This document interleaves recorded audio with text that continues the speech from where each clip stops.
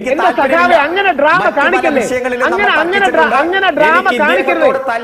ഇത് തന്നെയാണ് രാഹുൽ മാങ്കൂട്ടത്തിൽ ചെയ്ത ഫ്ലാഷ് ബാക്ക്. ഞാൻ ആദ്യം തന്നെ പറഞ്ഞു, ഈ കേസിന്റെ മെറിറ്റിലേക്ക് പോകാൻ എല്ലാ രേഖകളും എവിഡൻസും എന്റെ കയ്യിൽ ഉണ്ടെങ്കിൽ പോലും ഞാൻ ആ ചർച്ചയിലേക്ക് പോകുന്നില്ല. രാഷ്ട്രീയ വശം മാത്രമാണ് ഞാൻ പറയുന്നത്. അതുകൊണ്ട് ബഹുമാനപൂർവ്വം ഈ ചർച്ചയിൽ നിന്ന് വിടുതൽ നൽകാൻ എന്നെ അനുവദിക്കണം. ഇദ്ദേഹത്തോടൊപ്പം ഈ ചർച്ചയിൽ തുടരാൻ എനിക്ക് ആഗ്രഹമില്ല എന്നാണ് എനിക്ക് സൂചിപ്പിക്കുന്നത്. ഐഡിയ ഒക്കെ കൊള്ളാം, പക്ഷെ ചെറിയൊരു ട്വിസ്റ്റ്. മറുപടി പറഞ്ഞോട്ടെ. ആദ്യം പ്രാസം ഒപ്പിച്ച് പറയാൻ, ഇത് അങ്ങനെ പറഞ്ഞൂടാ അല്ല, ഒരു കോപ്പാണ്.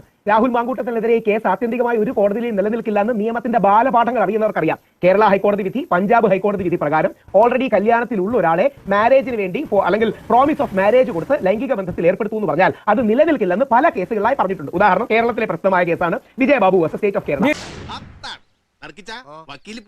എന്റെ കയ്യിൽ നിന്ന് ഒരു വരി പോലും ഇട്ട് പറഞ്ഞില്ല. രാഹുൽ മാങ്കൂട്ടത്തിൽ കോടതിയിൽ സബ്മിറ്റ് ചെയ്ത ബെയിലിൽ രാഹുൽ മാങ്കൂട്ടത്തിൽ ആ പെൺകുട്ടിയെ ഐഡന്റിഫൈ ചെയ്യാൻ പറഞ്ഞ കാര്യങ്ങൾ മുഴുവൻ എഡിറ്റ് ചെയ്ത് മാറ്റി ആ പെൺകുട്ടിയുടെ ഐഡന്റിറ്റി റിവീൽ ചെയ്യാതെ അതിന് യാതൊരു തരത്തിലും മാന്യത കൊടുക്കാതെ, എനിക്ക് വേണമെങ്കിൽ മിനിഞ്ഞാന്ന് റിവീൽ ചെയ്യായിരുന്നല്ലോ, ഇന്നലെ പെൺകുട്ടി അതിജീവിതയായുള്ളൂ. പക്ഷേ രാഹുൽ മാങ്കൂട്ടത്തിൽ പറഞ്ഞ കാതലായ ആർഗ്യുമെന്റ്സ് പറയാതെ എങ്ങനെയാ ആ പെൺകുട്ടി മാരീഡ് ആണെന്നുള്ള വസ്തുത എല്ലാവർക്കും മനസ്സിലായില്ലേ? ഇനി നമ്മൾ മറച്ചു വെച്ചിട്ട് എന്തെങ്കിലും കാര്യമുണ്ടോ? അപ്പൊ ആ പെൺകുട്ടി മാരീഡ് ആണെന്ന് പറഞ്ഞാൽ പോലും സ്ത്രീ വിരോധമാണെന്ന് പറയുന്നത് സത്യമാണെങ്കിലും എനിക്ക് അംഗീകരിച്ചു കൊടുക്കാൻ പറ്റുമോ?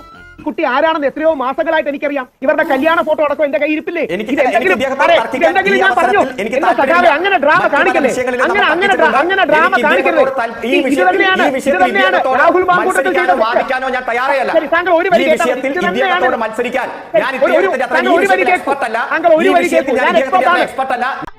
ഈശ്വര, ഇവിടെ ആരും ഇതൊന്നും പറഞ്ഞു ചിരിക്കാനായി.